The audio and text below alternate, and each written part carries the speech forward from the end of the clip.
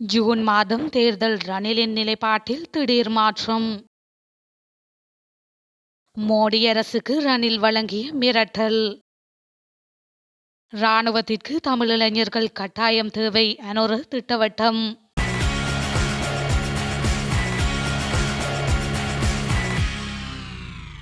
4 வயது பூர்த்தியான ஒவ்வொரு பிள்ளையும் அடுத்த வருடம் முதல் முன்பள்ளி கல்வியை பெறுவது கட்டாயமாக்கப்பட்டுள்ளதாக தெரிவிக்கப்பட்டுள்ளது. குறித்த தகவலை கல்வி அமைச்சர் சுசில் பிரேமஜயந்த தெரிவித்துள்ளார். கொழும்பு டட்லி சேனாநாயக்க வித்தியாலயத்தில் இடம்பெற்ற நிகழ்வொன்றில் வைத்து அவர் இதனை குறிப்பிட்டுள்ளார். அத்துடன் இடவசதி உள்ள மற்றும் மூடப்பட்டிருக்கும் அனைத்து பாடசாலைகளிலும் முன்பள்ளி சிறுவர்களுக்கு வகுப்பறைகள் ஒதுக்கப்படும் எனவும் சுசில் பிரேமஜயந்த தெரிவித்திருந்தமை குறிப்பிடத்தக்கது. அதிபர் தேர்தலில் போட்டியிடுவது குறித்து இறுதி தீர்மானம் எடுக்கவில்லை என தற்போதைய அதிபர் ரணில் விக்ரமசிங்கே தெரிவித்துள்ளார். பொதுஜன பெரமுனவின் ஸ்தாபகரும் முன்னாள் அமைச்சருமான பசில் ராஜபக்ஷவுடனான சந்திப்பின் போது அவர் இவ்வாறு குறிப்பிட்டுள்ளார். அதிபர் இல்லத்தில் நடந்த சந்திப்பின் போது முதலில் பொது தேர்தலை நடத்துவது நாட்டுக்கு நன்மை பயக்கும் என பசில் ராஜபக்ஷ வலியுறுத்தியுள்ளார். எதிர்வரும் தேர்தல்கள் மற்றும் சமகால அரசியல் நிலைமை குறித்து இதன்போது கலந்துரையாடப்பட்டுள்ளது. இலங்கையின் அரசியல் அனுபவத்தின் பிரகாரம் தற்போது பொது தேர்தல் ஒன்று நாட்டுக்கு சாதகமானதாக அமையும், இல்லையேல் பாதகமான சூழ்நிலை உருவாகலாம் என பசில் குறிப்பிட்டுள்ளார். எதிர்வரும் ஜூன் மாதம் அதிபர் தேர்தலை நடத்துவதில் ரணில் விக்ரமசிங்கே தீவிரமாக உள்ளார். அதிபர் தேர்தலில் ஐக்கிய தேசிய கட்சியின் சார்பில் களமிறங்க உள்ளதாக சில வாரங்களுக்கு முன்னர் ரணில் விக்ரமசிங்கே அறிவித்திருந்தமை குறிப்பிடத்தக்கது. சிங்களம் மற்றும் தமிழ் மக்களுக்கு அவர்களின் சொந்த மொழிகளில் அரசுடன் தொடர்பு கொள்வதற்கு உரிமை உண்டு என்று கூறிய தேசிய மக்கள் சக்தியின் தலைவர் அனுரகுமார திசாநாயக்க பொது நிறுவனங்கள், முப்படைகள் மற்றும் முப்படைகளிலும் தமிழ் இளைஞர்களின் விகிதம் அதிகரிக்கப்பட வேண்டும் என்றும் வலியுறுத்தியுள்ளார். இலங்கை ஆசிரியர் சேவை சங்கத்தின் வடமாகாண மாநாட்டில் நேற்று உரையாற்றிய அவர் எதிர்கால சந்ததியினர் சார்பாக நாட்டில் இனவாத அரசியல் கலாச்சாரத்தை தோற்கடிப்பது இன்றியமையாதது என தெரிவித்துள்ளார். எமது பிரதான அரசியல் நீரோட்டம் இதுவரை போட்டி அரசியலை எதிர்கொண்டுள்ளது. தெற்கில் சிங்கள மக்கள் வடக்கிற்கு எதிராக ஒழுங்கமைக்கப்பட்டனர். வடக்கில் தமிழ் மக்கள் தெற்கில் சிங்கள மக்களுக்கு எதிராக ஒழுங்கமைக்கப்பட்டனர். இந்த இனவாத அரசியல் கலாச்சாரத்திற்கு முற்றுப்புள்ளி வைக்க வேண்டுமென்று அவர் மேலும் குறிப்பிட்டுள்ளார். இலங்கை தமிழரசு கட்சியின் அடிப்படை யாப்பு பற்றிய விடயங்கள் கூட கட்சியின் உறுப்பினர்களுக்கு தெரியாத நிலையில் ஏற்பட்ட முரண்பாடுகளானது நீதிமன்றம் வரை சென்றுள்ளதாக இராஜாங்க அமைச்சர் சிவனேசதுரை சந்திரகாந்தன் சாடியுள்ளார். இது தொடர்பில் மேலும் கருத்து வெளியிட்ட அவர், இலங்கை தமிழரசு கட்சிக்கு தமிழ் மக்கள் விடுதலை புலிகள் கட்சியினுடைய வேலை திட்டங்களும் கொள்கைகளும் விரும்பத்தக்க வகையில் அமைந்துள்ளன. இதுவே சிலருடைய கருத்துக்களிலும் கேள்விகளிலும் தொக்கி நிற்கின்ற விடயமாகும். இதனைத் தொடர்ந்து வடக்கு கிழக்கு இணைவு என்பது சாத்தியப்படாத ஒன்று. அவ்வாறு ஒரு விடயம் இடம்பெற வேண்டுமாக இருந்தால் கிழக்கு மக்களின் தேவை பூர்த்தி செய்யப்பட வேண்டும் என அவர் மேலும் கூறியுள்ளார்.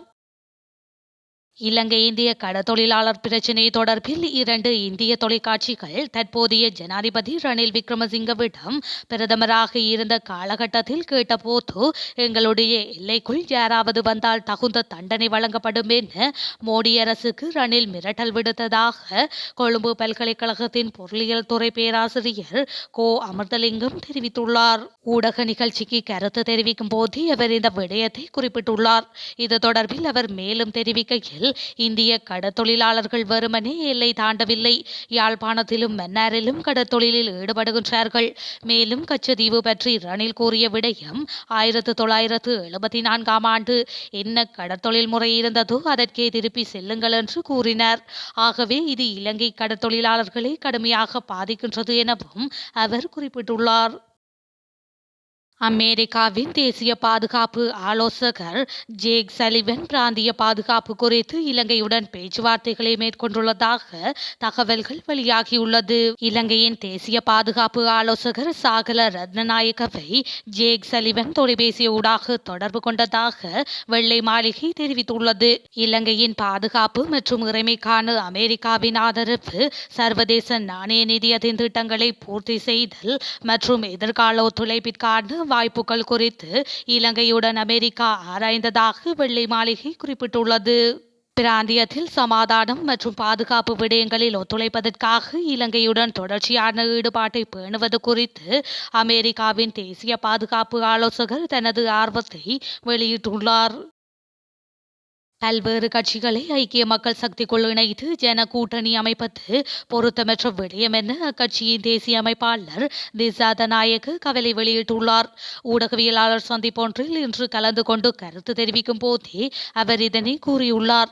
மேலும் புதிய கூட்டணி அமைப்பது குறித்து கட்சியின் சிரேஷ்ட உறுப்பினர்களுக்கு உரிய முறையில் விளக்கம் அளிக்கப்படவில்லை எனவும் அவர் சுட்டிக்காட்டியுள்ளார். இந்த நிலையில் கடந்த சில நாட்களுக்கு முன்னர் இதே குற்றச்சாட்டை அதே கட்சியின் நாடாளுமன்ற உறுப்பினர் தலதா அத்துக்கோரளவும் முன்வைத்திருந்தார்.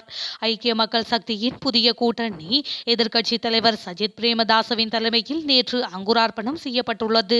இதற்கமைய ஐக்கிய மக்கள் கூட்டணியை நிறுவுவது தொடர்பான புரிந்துணர்வு ஒப்பந்தம் நேற்று காலை கைச்சாத்திடப்பட்டுள்ளது. இதன்படி ஒப்பந்தத்தில் பேராசிரியர் GL பீரிஸ், டெலான் பெரேரா, கலாநிதி நாலக கொடஹேவா, KP குமாரசிறி, கலாநிதி உபில் கலப்பட்டி மற்றும் வசந்தயாப்பா பண்டார ஆகியோர் ஐக்கிய மக்கள் சக்தியின் புதிய கூட்டணியில் இணைந்துள்ளனர்.